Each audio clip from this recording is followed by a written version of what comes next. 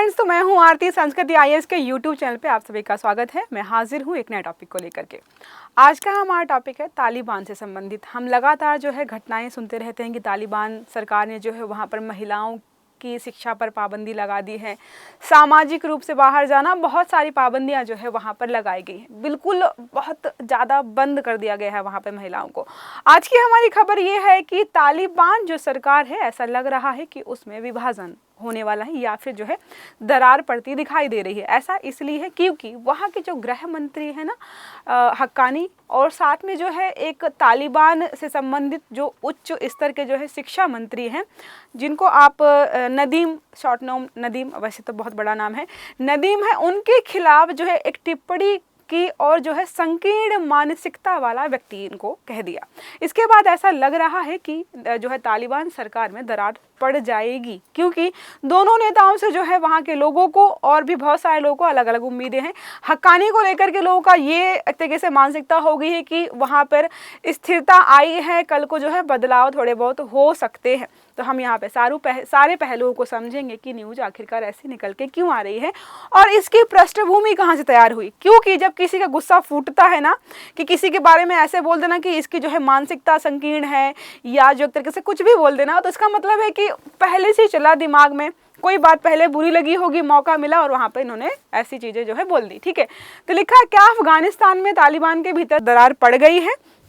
तो दरार को यहाँ पे हम समझने का प्रयास करेंगे। उसके पहले मैं आपको बता दूं कि जो भी यूपीएससी के एस्पिरेंट्स जो बहुत सालों से जो है लगातार जो है लोग मुखर्जी नगर ही आ रहे हैं, बीच में ऐसी दुर्घटना हुई सुरक्षा और एक तरीके से सुरक्षा वाले मुद्दे को लेकर के कि ऐसा सुनने में आया कि अब मुखर्जी नगर में यूपीएससी क्लासेस नहीं चलेंगी। तो ये जो अगर आपके अंदर गलतफहमी किसी ने फैलाई है तो हम दूर कर देते हैं, क्योंकि संस्कृति आईएएस जो है अपनी ऑफलाइन क्लासेस जो है फिर से स्टार्ट कर रही है मुखर्जी नगर में ही। तो जो भी मुखर्जी नगर में पढ़ने आना चाहते हैं, यहाँ पर जो है जिन चीज़ों का बहुत ध्यान रखा गया है वो ये है कि सभी सुरक्षा मानकों को सुविधाओं के साथ यहाँ पर आपको जो है क्लासेस प्रोवाइड की जाएंगी, क्योंकि बहुत इंपॉर्टेंट है। बच्चे भी चिंतित है, इसके अलावा पेरेंट्स भी चिंतित है कि कल को जो है ऐसी दुर्घटना हमारे बच्चों के साथ ना हो जाए जैसी कि वहाँ पर जो है आपको पता ही कहाँ हुई थी। तो यहाँ पर सब चीज़ों को ध्यान रखा गया है और साथ में जो है न्यू ईयर ऑफर भी हम आपको दे रहे हैं। तो अप टू 75% ऑफ मिल जाएगा आपको सारे कोर्सेज में, जो भी जीएस के वीडियो कोर्सेज हैं या ऑफलाइन कोर्सेज हैं, साथ में जो है सीसेट के साथ इंक्लूडेड जो कोर्सेज है सब में आपको अप टू 75% ऑफ मिलेगा। लेकिन याद रखना है ये ऑफर मात्र और मात्र 2 जनवरी 2025 तक रहने वाला है। ठीक है, नंबर यहाँ पे दिया हुआ है 9555124124। आप इस पे कॉल करके जो है सारी जानकारी जिस बैच के बारे में भी लेना चाहते हैं ले सकते हैं। थोड़ा बता दूं अगर आपको, तो अगर आपको सिर्फ और सिर्फ जीएस ओनली पढ़ना है तो मात्र 55,000 में, या फिर जीएस और सीसेट दोनों साथ में पढ़ना चाहते हैं तो 60,000 में, 5,000 बस एक्स्ट्रा लगेगा, आपको सीसेट भी मिल जाएगा। अगर आपको है कि भाई हम सिर्फ वीडियो कोर्स करेंगे जीएस का, तो मात्र और मात्र 50,000 में आपको पूरा जीएस का कोर्स मिल जाएगा। तो जो भी जानकारी लेनी है इस नंबर पर जो है आप कॉल करके सारी जानकारी ले सकते हैं। ठीक है, अब आते हैं हम हमारे टॉपिक पर वापस। तो हम यहाँ पे पढ़ रहे थे कि तालिबान में जो है दरार पड़ सकती है या पड़ गई है, ऐसी चीज़ें हमें जो है सामने दिखने को मिल रही हैं। तो अगर चर्चा के बिंदुओं की मुख्य बात करें कि क्या क्या बिंदु ऐसे हैं जो बहुत चर्चा में बने हुए हैं अभी, तो तालिबान कैबिनेट के 2 प्रमुख मंत्री, एक जो है गृह मंत्री हैं और एक उच्च शिक्षा मंत्री हैं, दोनों के बीच एक तरीके से कहासुनी हो गई है। कहासुनी डायरेक्टली नहीं हुई है, हुआ ये कि कुछ दिन पहले जो है काबुल में मीटिंग हुई थी या कांधार में, वहाँ पर जो है नदीम जो उच्च शिक्षा मंत्री है उन्होंने कुछ ऐसी टिप्पणियाँ जो है हक्कानी पर कर दी। फिर जो है जब दोबारा मीटिंग हुई तो हक्कानी को मौका मिला तो उन्होंने जो है इन पर टिप्पणी कर दी कि ये जो है एक तरह के संकीर्ण मानसिकता वाले लोग यहाँ पर बैठे हुए हैं। ठीक है, तो 2 प्रमुख मंत्री काबुल के एक मदरसे में हुए कार्यक्रम, तो यहाँ पर जो है काबुल में अभी मीटिंग हो रही थी, वहाँ पर चीज़ें हुई, एक दूसरे पर परोक्ष रूप से निशाना, मतलब डायरेक्टली नहीं बोला गया है, इनडायरेक्ट वे पर यहाँ पर जो है टिप्पणियाँ एक दूसरे पर की जा रही हैं। इस घटना ने तालिबान सरकार के भीतर गहरे अंदरूनी विभाजन को सामने ला दिया है।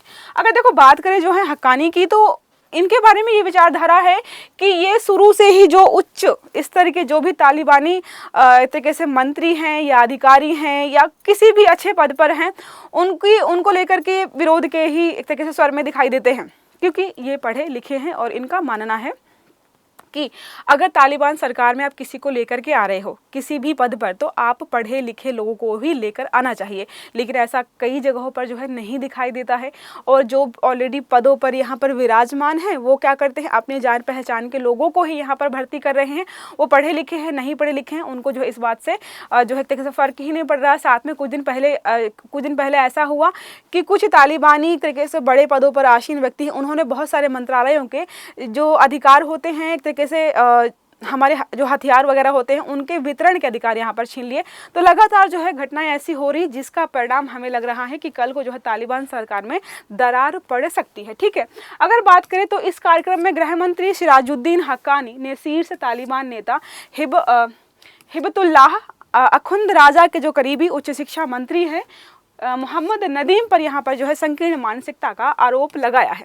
संकीर्ण मानसिकता मतलब है कि एक तरीके से उन्होंने यही बोला कि ये लोग, मतलब ऐसे डायरेक्टली नहीं बोला कि बस इस्लाम कट्टर इस्लामी होते जा रहे हैं, ऐसे अगर चलता रहा तो एक दिन जो है तालिबान सरकार ढह जाएगी, अफगानिस्तान जो है ढह जाएगा। ठीक है, तो ऐसी जो है चीज़ें यहाँ पर सामने निकल कर आ रही हैं। कंधार में तालिबान नेता के साथ उनकी असफल मीटिंग। तो कंधार में देखो अभी जो है कहाँ पर हुई थी, आपको बताएं अभी काबुल के मदरसे मीटिंग हो रही है। ठीक है, अभी वाला मुद्दा है ये। इसके पहले जो है यहाँ पर कंधार में जो है मीटिंग हुई थी, उस पर जो है मीटिंग असफल रही दोनों व्यक्तियों को। उसी के बाद जो है टिप्पणी यहाँ पर दिखाई, असफल क्या रही, मतलब दोनों के ही विचार अलग हैं। एक जो व्यक्ति है बहुत धार्मिक है, धार्मिक चीज़ों को लेकर बहुत कट्टर है, दूसरा थोड़ा फ्लेक्सिबल है, थोड़ी चीज़ों को आगे ले जाना चाहता है। इसी वजह से दोनों में मतभेद यहाँ पर दिखाई दे रहा है। ठीक है, इस कार्यक्रम में निदा मोहम्मद नदीम ने तालिबान विरोधियों की बहुत तल्ख लहजे में आलोचना की थी। तो जो कंधार में जो मीटिंग हुई वहाँ पर क्या किया, निदा मोहम्मद नदीम ने जो है जो भी ऐसे लोग हैं जो तालिबान के खिलाफ बोलते हैं उनकी यहाँ पर बहुत आलोचना की, बहुत सारे कठोर शब्दों के साथ यहाँ पर आलोचना की। तरीके से हक्कानी के बारे में ही ऐसा लगा कि बोला जा रहा है, उसी का बदला यहाँ पर जो है इन्होंने ये बोलकर लिया है। ठीक है, नदीम उन्हें जो है अल्लाह और इस्लामिक व्यवस्था के दुश्मन मानते हैं, काफिरों के गुलाम, धर्म छोड़ने वाले काफिर करार देते हुए कहा कि इन लोगों से केवल मुल्ला और धार्मिक गुरु ही लड़ सकते हैं, हम नहीं लड़ सकते हैं। ऐसी जो है टिप्पणियां जो है एक तरीके से हक्कानी पर यहाँ पर की गई थी। देखो अब ऐसा लग रहा है ना कि कट्टर धार्मिक व्यक्ति कोई बोल रहा है, इसीलिए इन्होंने बोला है, हक्कानी ने इसीलिए बोला कि जो व्यक्ति ऐसी बातें कर रहे हैं एक तरीके से वो उनकी मानसिकता बहुत संकीर्ण है, उनका सोचने का दायरा बहुत कम है, ऐसी इसलिए टिप्पणियां यहाँ पे की गई हैं। सिराजुद्दीन हक्कानी अफगानिस्तान के नामी परिवार से आते हैं। इनके पिता जो हैं तालिबान के नेतृत्व में अच्छे खासे पद पर रहे हैं, इसीलिए जो इनके पिता के एक तरीके से फॉलोवर्स थे वही इनको आगे चलकर अभी फॉलो कर रहे हैं, सपोर्ट में बने हुए हैं। ठीक है, अब विशेषज्ञों का यहाँ पे क्या कहना है, जब चीज़ें सामने ऐसे दिखाई दे रही हैं तो बीसीसी ने बात की और भी अन्य न्यूज़ चैनल्स में बात की है, तो उन सब विशेषज्ञों का मानना क्या है वो देख लेते हैं हम। तो देखो लिखा है, मुख्य रूप से पश्तूनों से बना तालिबान जो है जातीय, क्षेत्रीय और आदिवासी आधार पर ऑलरेडी विभाजित है। नीति को लेकर भी आतंकवादियों के बीच मतभेद रहता है, आतंकवादी ही माना जाता है इन्हें। ठीक है, क्योंकि बहुत सारे आतंकवादी संगठनों को यहाँ पर जो है शरण दी जाती है।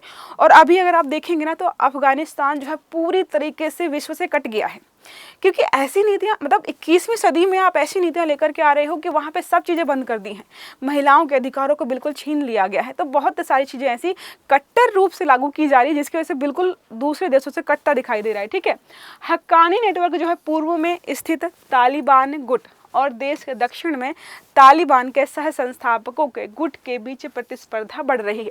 तो अगर अफगानिस्तान यहाँ है तो जो पूर्व में ये ग्रुप है और दक्षिण में ग्रुप ये है, दोनों के बीच जो है टक्कर लगातार जो है दिखाई दे रही है।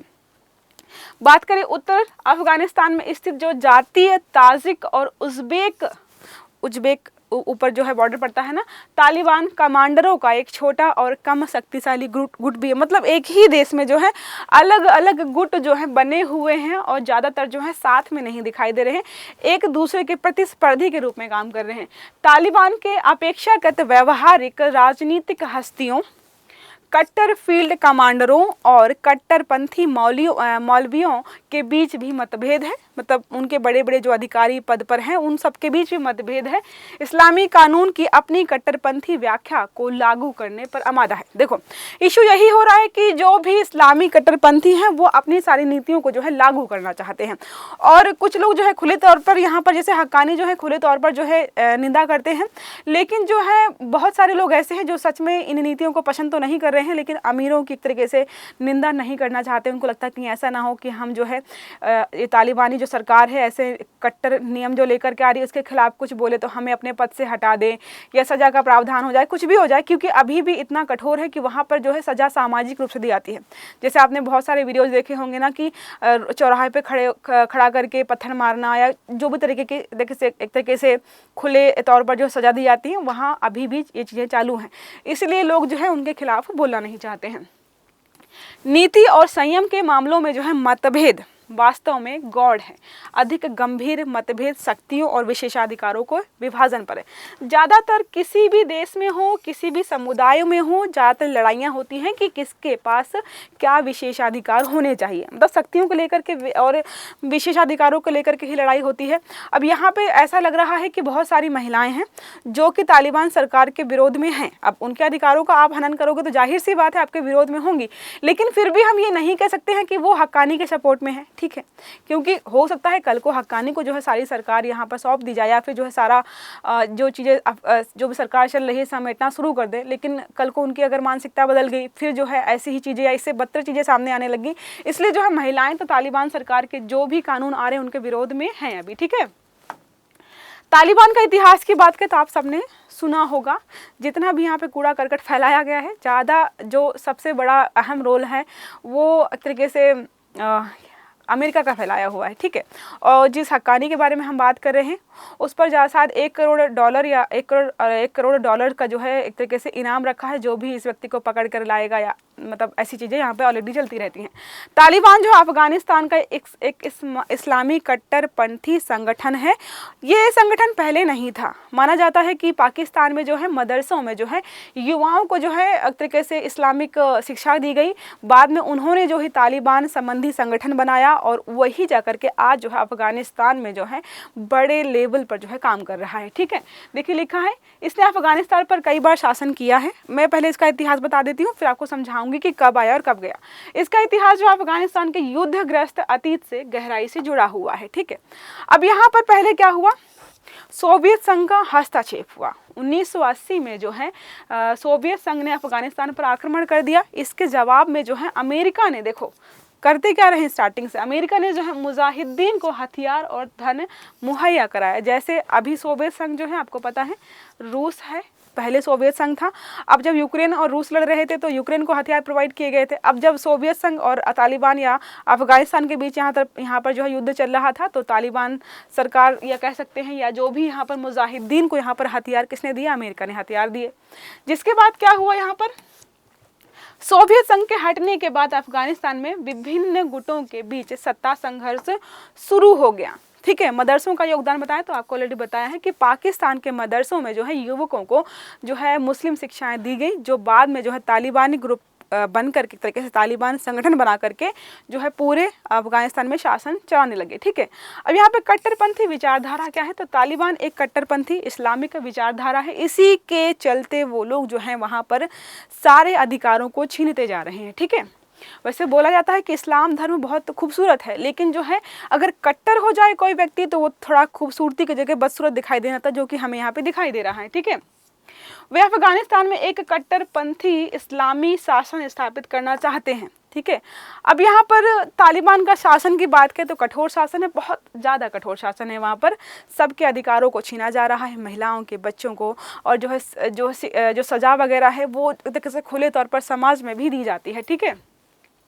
देखो, मनोरंजन पर प्रतिबंध है, महिलाओं के अधिकारों पर प्रतिबंध है, और जो है सार्वजनिक तौर पर जो है शारीरिक सजा भी दी जाती है, जो कि अब 21वीं सदी के हिसाब से लगता है कि भाई ये तो बहुत बुरा है, क्योंकि बहुत सारे देशों ने जो है एक तरीके से जो भी अपराधी होते हैं उनको सुधारने पे प्रयास कर रही है, उनकी सुविधाओं पर प्रयास कर रही है। और यहाँ पे क्या किया जा रहा है कि किसी व्यक्ति ने कोई जो है कोई एक तरीके से अपराध कर दिया तो उसको जो है सज़ा कैसे कैसे कितनी खराब दी जा सके, इस पर जो है यहाँ पर आगे बढ़ रहे हैं लोग। अंतर्राष्ट्रीय अलगाव हम देख रहे हैं, क्योंकि अगर जो है लोकतंत्र पे लोग जा रहे हैं और बहुत सारी चीज़ें अच्छी कर रहे हैं, तकनीकी को बढ़ावा दे रहे हैं, अधिकारों को बढ़ावा दे रहे हैं, मानवाधिकारों को बढ़ावा दे रहे हैं, ऐसे में जो आप कट्टरपंथी विचारधारा को लेकर के आएंगे तो जाहिर सी बात है कोई भी देश हो आपके साथ संबंध स्थापित नहीं करेगा। और हमें सबको पता है कि अफगानिस्तान में जो है अलगाववादी ज़्यादा हैं, कट्टरपंथी ज़्यादा हैं, साथ में आतंकवादी संगठन भी यहाँ पर बहुत सारे हैं, और अफगानिस्तान समय समय पर जो है आतंकवादी संगठनों को जो है यहाँ पर शरण भी देता रहा है। ठीक है, अल-कायदा के साथ भी यहाँ पर संबंध स्थापित किए गए हैं। देखो, यहाँ पर जब तालिबान ने अल-कायदा को शरण दी, उसके बाद जो है 9/11 के हमले के बाद अमेरिका ने अफगानिस्तान पर हमला कर दिया। तो पहले जो है अमेरिका ने ही हथियार दिए थे यहाँ पर, ताकि वो जो है सोवियत संघ के खिलाफ लड़ सके।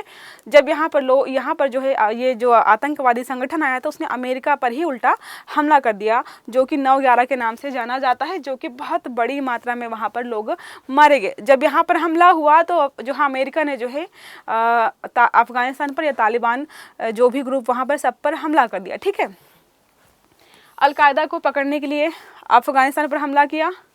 फिर बाद में जब क्या हुआ, युद्ध में तालिबान को सत्ता से हटा दिया गया।